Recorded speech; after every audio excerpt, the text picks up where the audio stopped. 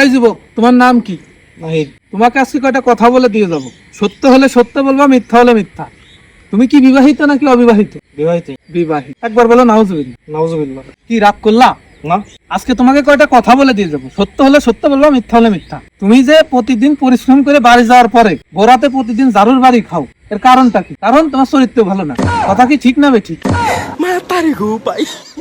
কি রাগ করলা? না।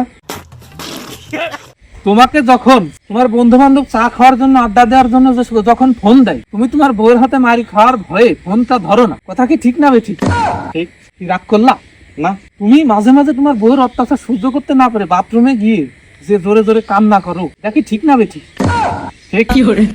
আচ্ছা, তুমি তোমার বউয়ের হাত থেকে বাঁচার জন্য মাঝে মাঝে খুব চেষ্টা করো, মাঝে মাঝে মন চায় বউকে ছেড়ে দেয়। কথা ঠিক না বেঠিক?